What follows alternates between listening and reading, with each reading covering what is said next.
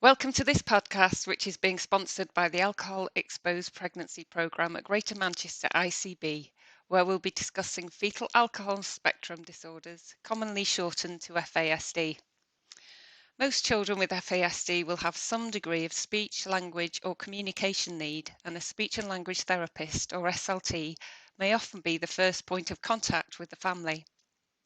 It's therefore vital that SLTs recognise the different presentations of language and communication associated with FASD, and that appropriate referrals are made to the multidisciplinary team that can best support the family and the child's needs.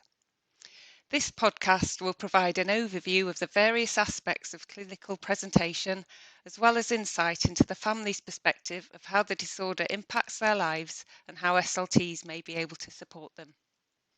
So let's start with some introductions. My name's Rachel Jackson. I'm a speech and language therapist with 25 years experience, and I have 2 adopted children, and we're in the very earliest stages of diagnosis.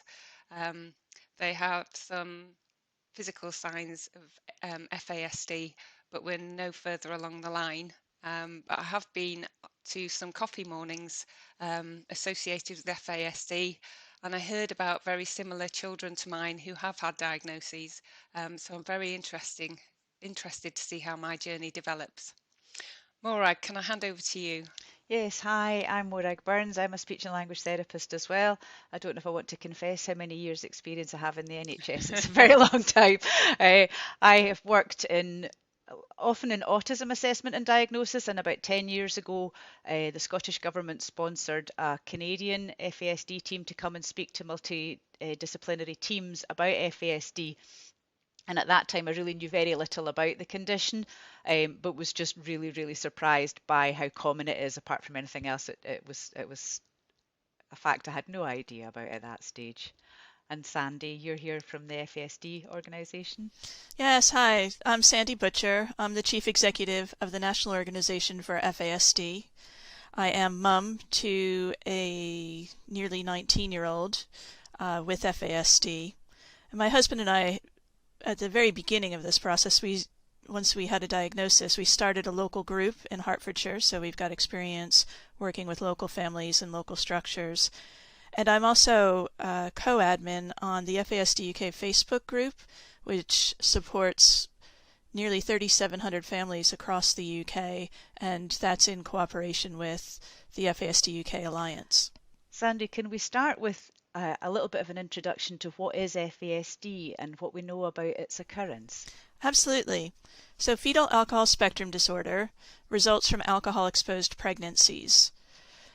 Most people don't know that it affects approximately 2 to 4% of the population, at least. That's considered a conservative figure that comes from new studies that have been done. And there's certain populations who it affects more. So, for example, the estimates are that it affects approximately 27% of looked after children. So it's something that's quite widespread. And it's not surprising that it's widespread because in the UK, approximately 40% of pregnancies are alcohol exposed. And that's not because anybody's trying intentionally to harm a child. It's because a lot of women don't understand the risks of alcohol in pregnancy. There's still a lot of confusion out there about the advice that's given, even though in 2016 the chief medical officers changed the advice to very clearly state that it's safest to avoid alcohol if you're pregnant or could become pregnant.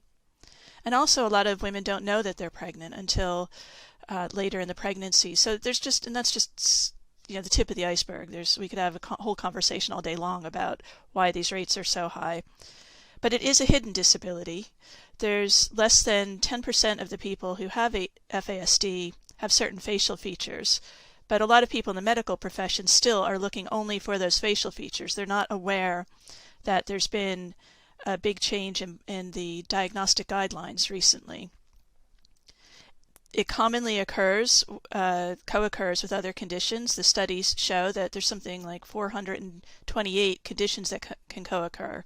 And quite often that includes ADHD or autism, so young people or adults might be misdiagnosed, or they might have those conditions that can co-occur with FASD, but the FASD would be the cause in those cases, and it's important to know that because how you'd work with people with FASD differs from how you'd work with people from other conditions. But exciting times. All the public health bodies have now recognized the importance of FASD. They're on board. Department of Health, SIGN in Scotland, NICE, what was Public Health England, now OHID. They're all saying that it's important that we recognize FASD, that we put in place the right supports, because FASD is a lifelong condition. And I think all professions, including speech and language therapists, are going to start to see more and more young people who have the condition. So it's really exciting to be able to be here and to talk with and learn from your expertise as speech and language therapists. So with at least 2 to 4% of the population affected, can you tell us a little bit about how it does affect people? Everybody with FASD is affected differently, and they're often very confusing because they'll have what are called spiky profiles, where they might do really well in one area, but that might be masking how things are going in terms of how they're processing information that's coming in. On a very basic level, FASD can affect learning, vision and hearing, attention and impulse control, communication, social interaction. In fact, to get a diagnosis of FASD, you have to show severe impairment in at least 3 different areas, which I know we'll go into later. In terms of my son, and when it comes to speech and language sorts of issues, he scores very, very low when it comes to what's called receptive language, and you all know about this better than I do. But basically, if you were to talk to him, he can talk the talk, and you might not understand just how little of what he's hearing he's understanding and processing. And another way that it really affects him is that he needs a lot of visuals, and he's been showing us this for years, long before we ever had the diagnosis. But we didn't really understand that when he would put up on the weekend a visual schedule that showed we had to play school every morning on the weekends, which is a bit tiring, but I see now why we were doing it. But he'd put up those visuals so that he knew what to expect in the day. There's lots of things like that, but Rachel, I don't know, how does this affect your children in terms of the communication and speech and language? Well, it definitely affects their attention and listening. They've got poor judgment skills. They do have sleep problems, and I think it's important to highlight that because I think my children's sleep problems exacerbate their other difficulties, because when they're tired they underperform anyway. Poor memory, poor educational attainment. My daughter especially was misunderstood in school. We definitely couldn't put our finger on what was wrong. I hadn't heard of fetal alcohol spectrum disorder especially when she was younger, and a lot of her behaviour was masked, but she came across as quirky or a little bit different, and there was definitely something, but we couldn't quite identify what. She was diagnosed with executive functioning disorder by an educational psychologist, but there was just lots going on: educational attainment, attention and listening, lots of avoidance strategies. And then I became involved more with school when she was coming to transition into secondary school, because I think primary schools are really good at masking or making up for differences, whereas when they go to secondary, the differences really become apparent, and then there's a risk of mental health problems and school refusal. So I became actively involved in the transition process, and my daughter's actually in a special mainstream school now, not independent school, just to make sure that her vulnerabilities and her needs are met. And I think the important thing about FASD is that because the fetus, as it's developing throughout the pregnancy, is very vulnerable to alcohol exposure, depending on what's developing at what time throughout the pregnancy. That's why and a whole bunch of other reasons and influences can affect how the alcohol affects the fetus. It's very complicated. But at the end of the day, we're talking about that the brain was damaged as the fetus was developing, and that can occur throughout the pregnancy. So quite often people don't realize that FASD is itself a brain-based disability. Lots of other things can be affected, and in my son's case, he also has the way his bones developed. He's got fused vertebrae and fused ribs and a hand that didn't develop properly. There's all kinds of other medical conditions as well that can come along with it. But at the end of the day, if someone's not able to process incoming information and understand what's happening, that affects every aspect of their life. That's why I think speech and language therapists knowing about this are just so critical, because quite often they're among the first involved. I know for our son, he first had a speech and language therapist involved when he was about 17 months old, and then that continued all the way through his secondary school. So it's really important. We know that the proportion of children with FASD who have the language impairment in speech and language and communication challenges is around 85%. So what would you both, as speech and language therapists, say that your colleagues need to know about FASD? So I think what's interesting is the profile of the population. You mentioned, Sandy, now that although your son is quite outgoing and chatty at times, he still really struggles to process information. And that's quite common, isn't it? That a child or young person or adult who is affected by FASD can appear to be quite good at making social overtures towards other people, can seem quite motivated to have interaction, and that can really hide just the extent of difficulties that they may be having with, even day-to-day conversation. So I think as speech and language therapists, yes, we need to know that they're highly at risk of having language difficulties, but that their profile might be a little bit different from some of the other young people. I say young people because I work in children's services, but some of the other people who we come across. So that seemingly maybe quite worldly wise or quite, street wise is a bit of a mask, and often underlying that are really quite significant receptive language difficulties. So being aware that somebody who can talk fluently may not be understanding is something that's, I think, critical for us to know. However, you also said your son first met a speech and language therapist when he was 17 months. So, often these children come to us anyway, whether anybody's ever mentioned FASD or thought about FASD or not. So we're going to be seeing these children, and we have been seeing these children in our pediatric services all along. It's just that perhaps we haven't been quite so aware of the underlying cause of their communication challenges. The other thing I suppose that is really important to recognise is the gap tends to widen with age. So those children, and Rachel, you were saying that, your daughter got along at primary school, and primary schools are really, really good at supporting young people, and they're in the same class and things are quite predictable. But as their peers develop more sophisticated communication, when you think of sort of midway through primary to upper primary, it all ramps up. People start using sarcasm, we start using metaphors, and all these things go over the heads of people who are having receptive language difficulties anyway. So the gap tends to widen with age. And I think it's really important that we recognise that, and we're able to continue to help around time of transitions and to reassess when that request comes through. Another thing that I have learned about on my journey about learning about FASD is how commonly or how common it is for people who have FASD to confabulate. So confabulation isn't the same as lying. It's when somebody gives an account that seems unlikely to be accurate. So quite often when somebody's asked to tell about their school day or about an experience, it can seem as if they're making it up or as if they're exaggerating. And I think, again, that comes down to the fact that this is a brain-based disorder.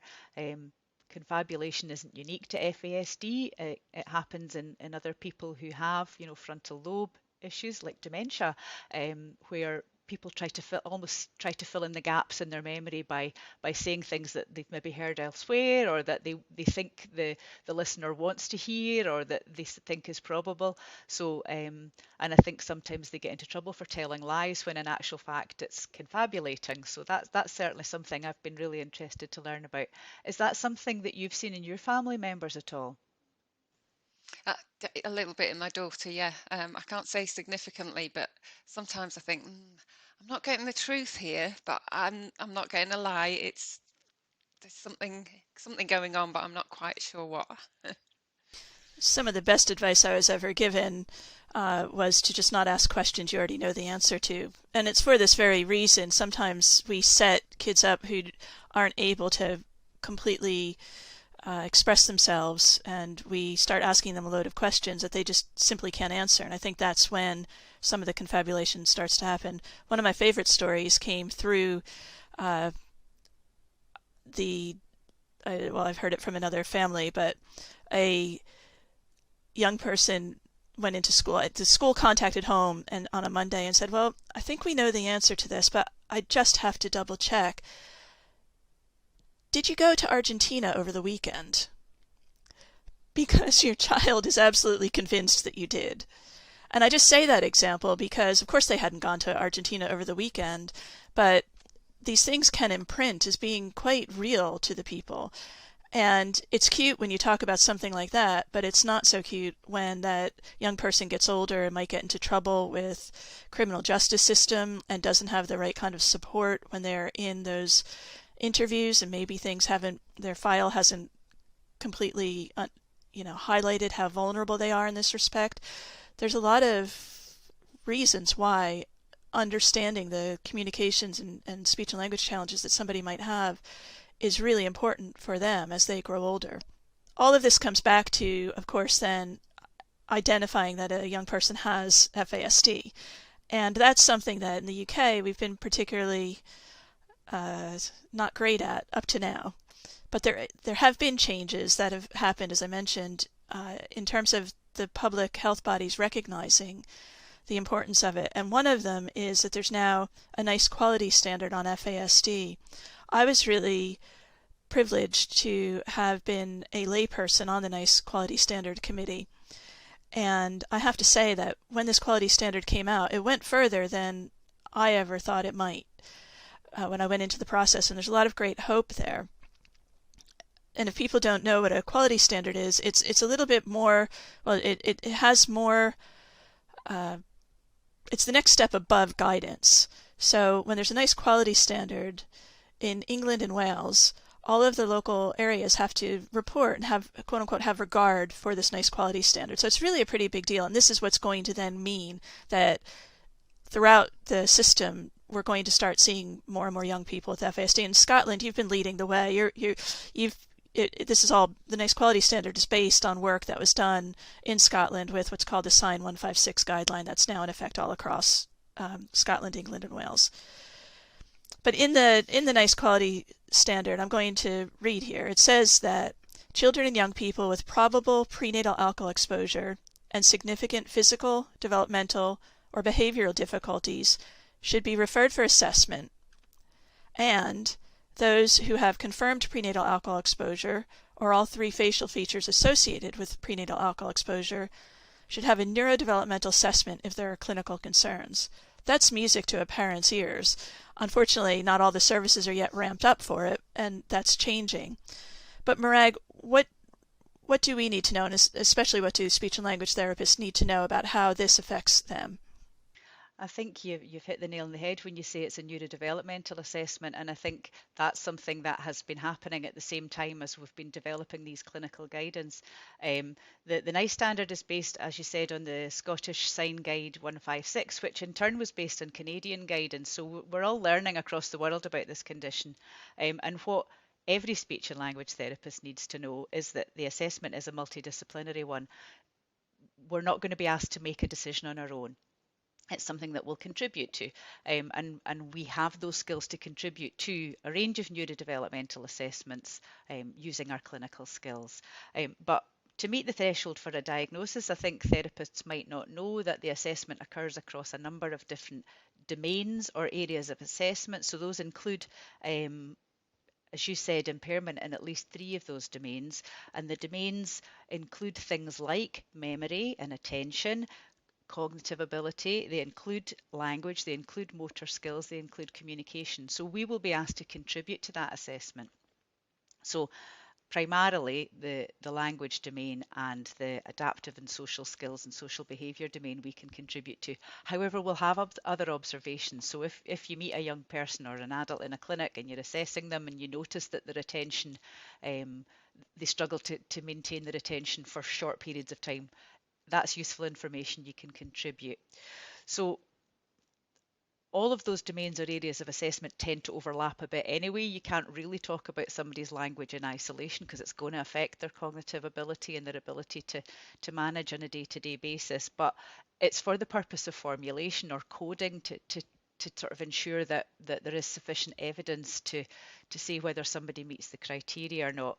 But as I say, speech and language therapists, I think, sometimes worry about their contribution and about saying whether they can contribute. We can, we're experts in communication, and what we can do is be part of the multidisciplinary team. It will probably be coordinated by a paediatrician if it's a young child. It may be coordinated by a CAMS team if it's a slightly older child, or in adult services. I'm less familiar, but certainly in Scotland, any neurodevelopmental conditions where people are seeking a diagnosis as adults, it's coordinated through mental health services. So I think teams aren't quite established in some of the neurodevelopmental pathways, and there's a lot of change going on. But I think as long as speech and language therapists know that they'll contribute with their area of clinical expertise, that they're not being asked to do this in isolation, I think those are some of the main things. And then in terms of thinking about what we would do in assessment, so the diagnostic criteria talk about significant impairment in a domain, and I think we as therapists we've moved away from talking about a deficit model in a lot of our work, and I think this can feel a little bit conflicting, but I think it's important to say if we don't recognise what somebody's difficulties are, it can be hard for them to get access to the kinds of support they need. So we do in this case talk a little bit more about some of the challenges that a young person's having. The best kind of evidence is when we can say, well, actually we've managed to administer some standardised assessment, and in the sign guidance we talked about using direct assessment where possible. So direct assessment might be something like the KELF, which most speech and language therapists would be familiar with. However, I temper that with saying that the sign guideline talks about a combination of direct and indirect assessments, because there's an acknowledgement that sometimes it's not possible to conduct a direct assessment using standardised tools for various reasons. I've certainly been in a situation where I've tried to administer a couple of subtests from a KELF and realised quite quickly that the young person didn't have the attention control to manage something like that. Conversely, I've rattled through an assessment with a young person who very confidently was saying everything was really easy, when in actual fact she reached the ceiling quite quickly. So I was able to get that information quite easily without distressing her. I would never subject a young person to an assessment where they recognised that they were struggling, to say, okay, well, we've reached the ceiling on this subtest and we're going to do another subtest and another subtest. So I think, again, we use our clinical judgment about what is practical. Standardised assessments have their uses, but indirect assessment in the form of parental questionnaires can be really useful as well, in the form of classroom observations. And then it comes down to saying whether somebody has a significant difficulty or not. And if you've not got those standardised assessments, it's your clinical judgment and examples of where on a daily basis that is causing impact. Rachel, you're at an early stage in your journey of seeking assessment and diagnosis, and Sandy, it's a few years for you. What about your experience of kind of getting information about your children's communication ability? Did it follow that at all? I appreciate very much what you're saying about how we all want to focus on the strengths of the people, and I guess in your case that you're supporting, or our loved ones. That has to be the starting point for anything that we do, and that's really important. And as a parent, it is really hard and sometimes very bittersweet to see when these test scores come back and they show in a very direct way where your loved one might be struggling. And that certainly was the case with our son. And his journey was, after he was adopted at 16 months, he had all kinds of every kind of speech and language therapy, occupational therapy, physical therapy. This is a child who we were first in the States at the time where we had access to maybe more of these sorts of things than might have happened here at that age. But then all through his growing up, he had lots of therapists involved, and all of these assessments add up. So I think the first thing I'd like to say about that is, even if, as a speech and language therapist, you don't know whether or not this young person had an alcohol, it was an alcohol-exposed pregnancy, and you don't know where this diagnosis might be leading, all of those sorts of comments that you note over time can contribute later to an FASD diagnosis. That's certainly what happened in our son's case, and gave valuable information to us along the way. But also just remembering that the life of a lot of people with FASD becomes very medicalized. Our son got a little weary and tired of having all these assessments. So there's a time, I don't know, he must have been in maybe year 2, and it was a speech and language therapist trying to get him to put something in, on, or under. And he was just not doing any of it. And she was convinced, and I'm trying to be quiet and let the professional do her job, but she's trying to get him to do sign language and all of this stuff. And I thought, and I said, I'm really sorry, I have to interrupt you here because you're not getting the full picture. And I looked at my son and I said, look, can you just put that in there? It's time to just put it in there. And he did. I said, can you put it on there? And he did. I said, can you put it under? And he did. And we've had other instances like that where people doing the assessments didn't understand what they were seeing. Another time, it was a different educational psychologist came back and she showed me the scribble on a piece of paper, and she said, well, I'm sorry, but this is all he did. He was meant to be outside looking at wildlife, and he just laid down on the ground and rolled around. And then I looked at my son and I said, well, what were you doing? I said, oh, Mommy, I was looking for ants on the ground. And I said, do you remember what the ant had? What did the ant look like? And then he drew the body of an ant and he labeled it. So we went from somebody looking at him thinking he was incapable of paying at all any attention to actually he was trying to do what they said to do, and he just needed a little bit of scaffolding to remember the steps that she wanted him to fill out, that she wanted him to draw and then label, and he needed me to somebody to help break that down for him. So those are 2 examples from assessments. But now that he's transitioning into adulthood, it's incredibly important that we have this stuff all documented, and it's not buried in records. It's all there in a way that can be accessed, because and that he understands what these assessments say so that he can become a self-advocate as well. So that's, some examples from mine. But Rachel, I'm sure that you have other sorts of things like that have happened with your family. Well, as I say, I'm early on in the diagnosis process, and it hasn't been a priority for a while, because I was thinking, what difference is it going to make? If I go to somebody and say my children have got FASD, nobody's going to know what I'm talking about. In terms of schooling, I'm lucky that I'm a parent and a professional, so I was able to facilitate that they got what they needed and bang my drum and stamp my feet, make sure that they got what they needed at school. Speech therapists assessed my daughter and then set a program and discharged her. And I'm a speech therapist, so I can kind of keep an eye on that, although I'm not the professional who can do that as a mum, but we kept it ticking over. And until this new pathway came out and the NICE guidance came out, I was very much, what will it bring to the table apart from another label? We'll do it one day, And now the guidance has just brought it to the fore, and now I'm going to push and hope that things come into place. In Greater Manchester, I know there's a lot of exciting things going on that we'll talk about later. But I think I've recognised it is now important, because people should know what it is and the children should get the support, and it is lifelong. And I'm really excited to see what this brings me and my family, and how we travel down the path. I must say that I would find it difficult to talk to other professionals about alcohol in pregnancy, and as a professional, I'd find it, as a speech therapist, I think, difficult to bring that subject up.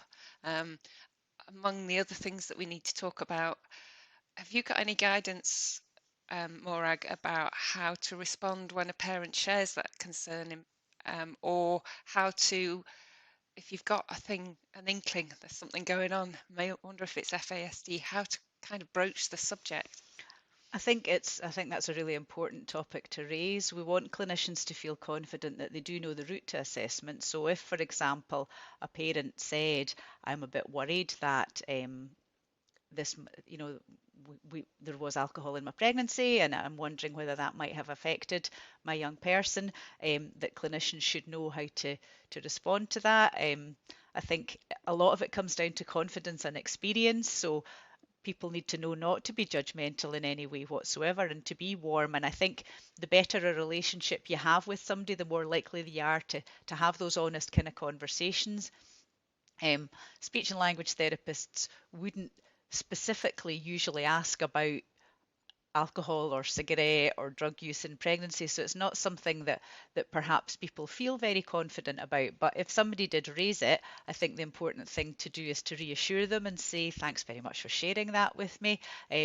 Gosh, it's so common. So let's just think about what to do next. So just, respond warmly and reassuringly. I think those are the important things to remember to do, and to kind of know where to take that. So it's important to record it because somebody has shared that information with you.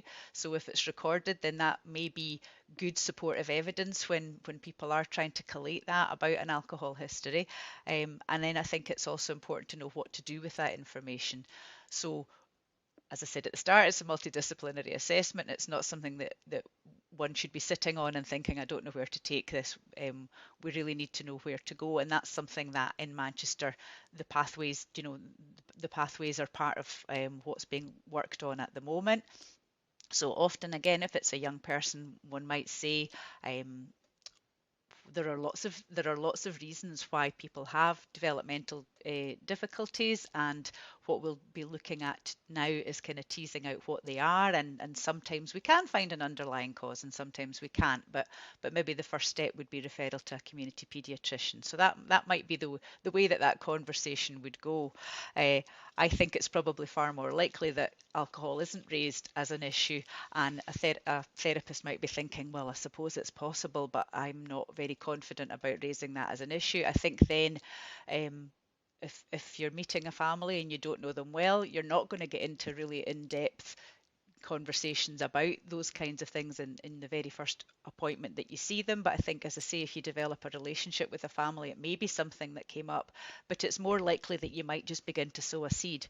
So you might be saying to a family, well, this is what I'm seeing today, so I'm recognizing that your young boy is a chatty little whirlwind. He's come into the clinic, we've had lots of fun, but I can see he's finding some of these things difficult. So what we need to look at is how we support him, and it's also useful to think about perhaps whether we can find out what's going on. So again, I would be saying, there can be underlying causes, and what we would be looking at is bringing in other professionals to help with that assessment.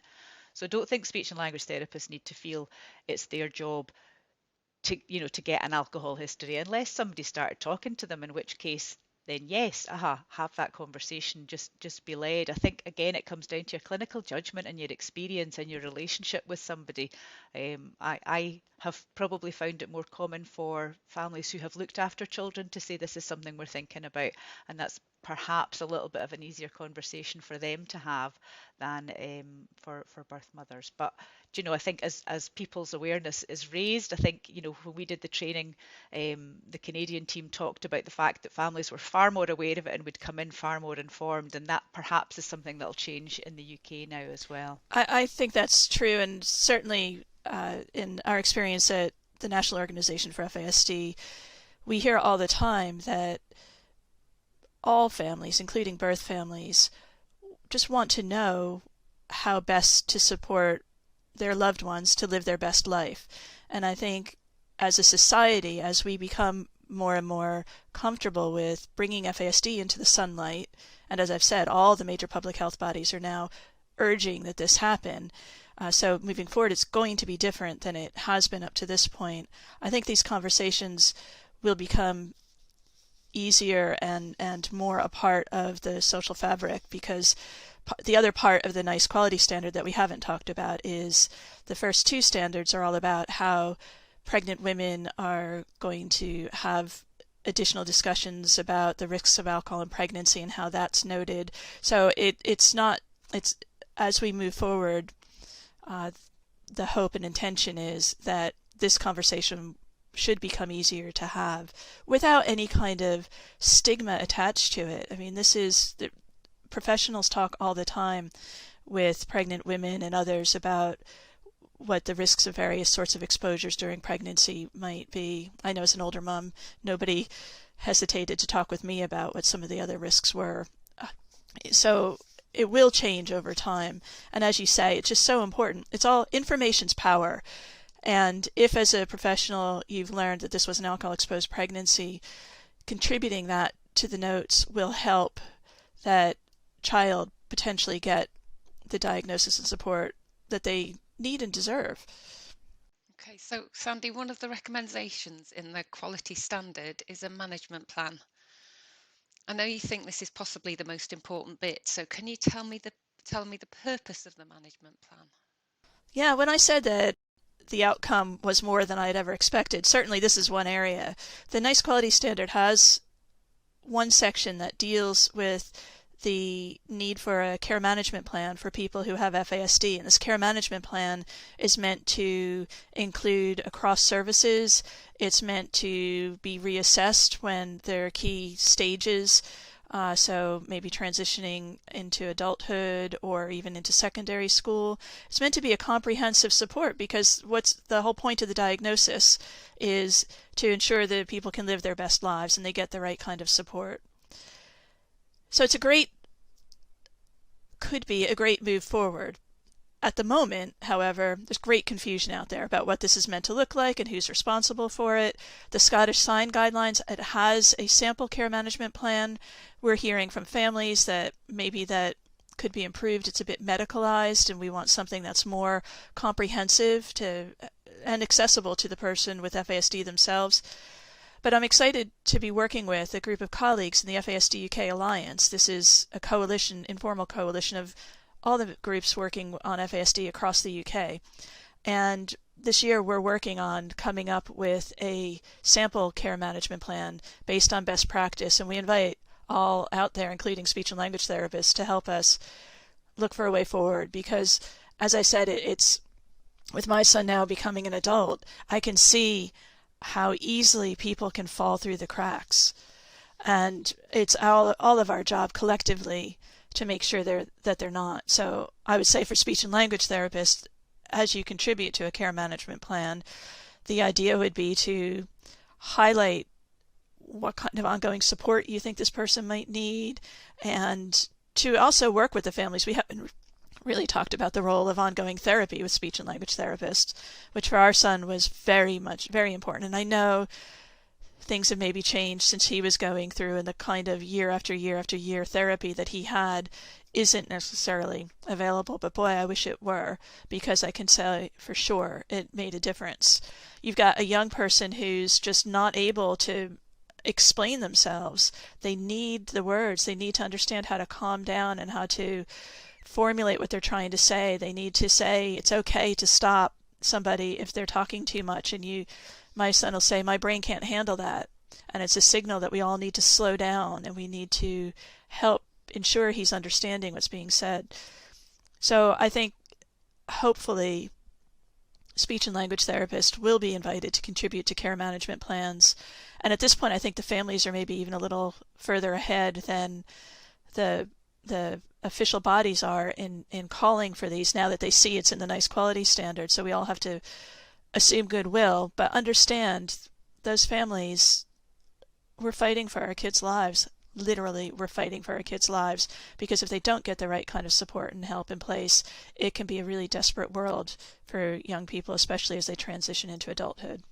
And some of the things that speech and language therapists might contribute to that care management plan are, again, some of the things that you've described, your family members finding challenging. So the ability to process language. I think speech and language therapists can give lots of really good information about what developmentally appropriate supports those would be for that person at that time, and that is something obviously that evolves and changes over time.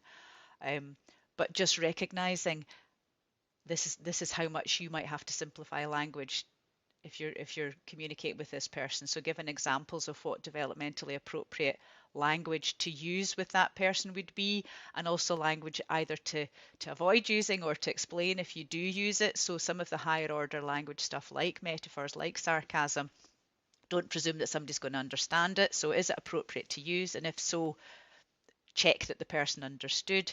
I think you've also said about the amount of time that your people need to process language. We don't like silence, do we, as adults? And we think we're helping. If somebody doesn't understand or looks a bit puzzled, that will reframe our language or that will repeat. And so, that kind of guidance that we can be saying, first of all, simplify your language, and second of all, give them time to process. And that could be a really, really long wait and far more comfortable than we're used to having. But sometimes people do need that time just to process information, and reframing it and keeping talking isn't helping when we think, well, as adults, we think we're helping, but we're not. It is amazing as a mum how long you can wait. Yeah. And if you do wait, something comes out and you just think, I've waited too long. I've made them feel uncomfortable. They've forgotten what I was asking them. They've got attention. They're probably thinking about what's for tea, and then they come out with an answer and you think, wow, I'm really glad I waited that long. It can take 30 seconds for a young person with FASD. At least sometimes, yeah. And then if you do feel the need to give them a prompt, to say it exactly the way you said it before, because if you change what you're saying, it's going to confuse them and they'll have to start that processing all over again. Or the other thing is just to say what you want them to do, not what you don't want them to do. I've heard it said that people with FASD sometimes, especially if they're escalated, are only hearing every third word. So if you're saying don't run in a crisis kind of situation, they might only hear run, where if you say let's walk, and then just keep repeating that casually and calmly and quietly. There's all kinds of things like that that can help. And I see, Rachel, you're smiling because it's when you see that you're doing something that actually works, it's like a light bulb moment as a parent, but it's against some of what we're taught in terms of traditional parenting. So this is another reason why knowing about FASD is incredibly important. I'm smiling as a mum and as a speech therapist because some of the information for a speech therapist is second nature, but it's sometimes so second nature that we might forget or overlook explaining it in enough detail to the professionals and the families around the children. So yes, we do need to have processing time. We know we need to have processing time, but have we made that really explicit to the people around the child?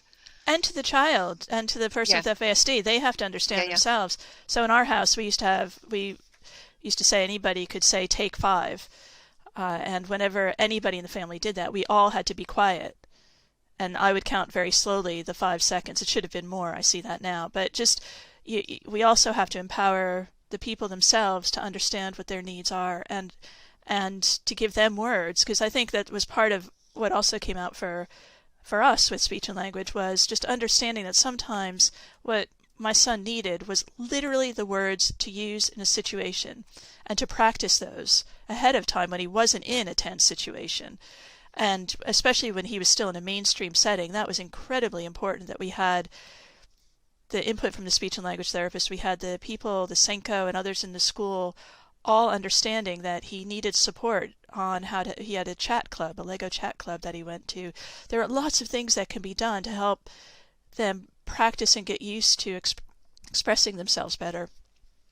It reminds me of my daughter. She has got a speech therapist now. She's in her independent school, and the speech therapist sent me a lovely report and said, we've noticed your daughter finds it difficult to ask for help or recognise when she's finding things difficult. So we've given her some cards to use. She's going to the toilet a lot, and we think this is because it's at the times when she's struggling. So we've given her some cards to use, and she'll use the cards and everything will get better. And I thought, great, fantastic. And in the next chat to her TA, the TA didn't know about the cards. So then when she came home from school, I asked her about the cards, and she said, oh yeah, the speech therapist gave me the cards. And I said, well, where are they? And she said, They're in my bag. And I said, well, do you ever get them out and put them on your desk? And she went, oh, no, no, no. I said, do you know what to do with the cards? No, no, no, no, no, no. So we really need to be explicit, because even in our clinic room, the child might show us that they can use the strategies, and they might use the strategies in the clinic room, but the generalization just isn't there. And if the person around them doesn't know if the child's using them, or in my instance, it's a child, if the young person or the person's using them effectively in clinic, they need so much help to generalize that in every situation. I suppose that's the importance of the management plan Yeah, as well, though, isn't it? That everybody should know what strategies are required. So it shouldn't be a document that's sitting in somebody's file. It should be something almost that, like a communication passport that they carry around with them and say, these are the accommodations that I need. This is how I learn. So things like visual supports, those developmentally appropriate visual supports, if it's a series of pictures for your daughter that's appropriate, that everybody knows what purpose they have, and how she uses them. And visual supports, yes, it seems quite an obvious thing to speech and language therapists, but it's not to everybody. And it's also important to think about getting them at the right developmental level. They're really, really useful, but it's not useful to have a really lengthy timeline, for example, for somebody who's just at the kind of now and next stage. So having those visual supports, thinking about when and how to use them. Are they there to help with understanding? Might they be a way of expressing or asking for help, and making it explicit? Because they might, you don't just provide them and then forget about them. You have to prompt the person to use them. That's something that National FASD, in cooperation with Seashell, actually, which is a wonderful organization in Manchester, we had some funding during COVID from the Department of Health and Social Care to create the Me and My FASD toolkit. And as a result of the consultation with people with FASD and their families, we've created FASD specific resources that help, visuals that help. So one of them is a break it down board that helps. We know schools are using these in addition to families to help break down what worked well in a situation, because it's as important that we talk about what went well as when something didn't go so well. We also have calming cards. We have a website, fasd.me, which has on it an interactive comic. And these are all visual tools to help young people with FASD and their families break down what some, and there's a heavy emphasis on speech and communication kind of needs as well as part of that.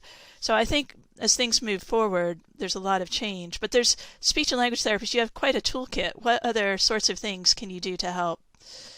Well, I was also thinking about the voice of the affected person. So, you were saying how important it was for parents to be able to contribute to an assessment. I think absolutely, what somebody does in a clinic room isn't what they do on a day-to-day basis, and may not be representative if they didn't sleep that night or anything. So the management plan should have the voice of the parent, but should also have the voice of the person. Absolutely. So people who have FASD often have lots of real positive strengths, that quite often that they might be quite a sporty person, or they might, have a great sense of humor, or be really outgoing and funny. So, we need to have a profile that's not all based on the things that they're finding difficult, but on their strengths and interests as well. We all function much better if our strengths and interests are included. So, again, getting the voice of that person, we have to be able to do so in a developmentally appropriate way. And I think the danger is that people say, oh, well, they have communication difficulties, so we can't get that information from them. So I think speech and language therapists can help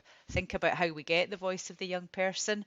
So, again, using visual supports like talking mats, they're quite a nice way of having a conversation with somebody who's maybe still finding things difficult to express without prompts or to express verbally. So getting that young person's voice, I think, is really important as well. And your Me and My FASD toolkit, that's great. I also like comic strip conversations, and those are the same kind of thing, where you can have a conversation using some visuals just to kind of go, oh, wow, that went really well. And I love the fact that you can put things in speech bubbles and help somebody think about what other people's perspective might be, because that's really hard for people with that thinking and learning style to think about. I might have done something that affected how my mum felt because I did something really well today. That might have made her feel good too, or maybe the reason why that person doesn't want to play with me in the playground is because we had a fight over a football the other day. And so helping them see things from other people's perspective using some of these resources can be really helpful too. I'd like to say too on the FASD.me website, so if you're a speech and language therapist working with somebody who does have FASD, there's a whole section on there of coping resources that are designed specifically to be done in cooperation with a trusted adult like a speech and language therapist to help break down. There's a passport on there. There's things to help them visualize how they're feeling that day using emojis. There's an emotion thermometer, all kinds of things. But what's important is they're branded with FASD, because a lot of times kids with FASD haven't met somebody else with FASD. They don't know that there are others out there. And this just, when a professional uses, that's a whole reason why we've designed this. They're all expert reviewed. They are, this isn't something that we've just done without input. We have an experts committee who advises on them. But check out those coping resources. And also there's a Living FASD magazine now, so that kids can see positive peer role models talking about coping strategies. And when it comes to other conditions, therapists use quite a lot of other sorts of supports, and this is just something that for the first time kids with FASD can understand that they're not alone, and that helps in all kinds of ways to have forward movement for their just as helping them to find ways forward as a person with FASD, understanding that there are strategies that can help them and they can and do achieve. I think that's really helpful to signpost to people some of the resources that do exist. I would imagine if there are speech and language therapists listening to this podcast thinking, I'd like to find out a bit more, that there are other things that we could perhaps highlight to them.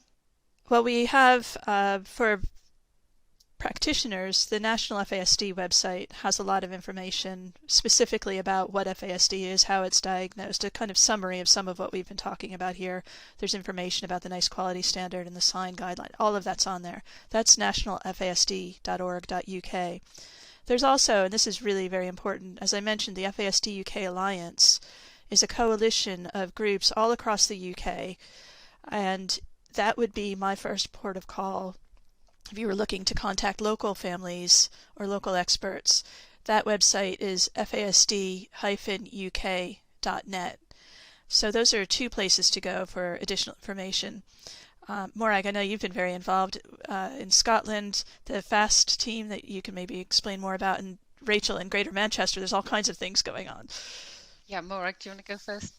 So yeah, I just briefly wanted to mention the FAST team, which is yet another acronym, but it stands for the Fetal Alcohol Advisory Support and Training Service, and it's hosted at Edinburgh University. And they are now running professional courses, a range of professional courses, which are multidisciplinary. So the current one, for example, I popped into one of the seminars there, and it was really encouraging to see that there were people from community paediatricians, speech and language therapists, psychologists, OTs involved, and they were representing health boards from all over the UK actually, and also one person from mainland Europe. So that's for people who are wanting to be part of the assessment and diagnosis service and feel that they'd really like to learn a lot more. That's a looking like a good source of information too. And it's a really hot topic in Greater Manchester at the moment. Two good places to start for more information here are FASD Greater Manchester and also the Greater Manchester FASD Network. And if I could also add, if anybody wants further training, because we can't cover everything in one session, National FASD has trainings. We do some of them in cooperation with Seashell. We also do bespoke trainings. We've done trainings specifically for speech and language therapists previously. We also have e-learning that was sponsored by the Greater Manchester Health and Social Care Partnership. There's lots of information out there, and if this in some way has tweaked somebody's interest to go and look a little bit more, do a little bit more, that's the whole point of this. I've always said that I will forgive any professional out there who doesn't know about FASD the first time they encounter my child. I will never forgive them if they don't do some more background and research the second time, because we wouldn't ignore any other condition. Every major public health body is now saying this is important, this needs to be recognized, this needs to be diagnosed, it needs to be supported across the lifespan. And you all, as a community of therapists, have so much to offer to families and to people who truly, truly need to be understood. So I'm excited to be here with you all, and hats off to everybody. You wouldn't be in the field that you're in if you didn't care about creating those brighter futures. So we stand ready at National FASD to help in any way we can. I think that's a great place to finish. Thank you, Sandy. I'd just like to say on behalf of the Alcohol Exposed Pregnancy Programme at Greater Manchester and the Greater Manchester ICB, thank you very much for doing this podcast with me today, Morag and Sandy, and thank you to everyone for listening. Thank you. Thank you.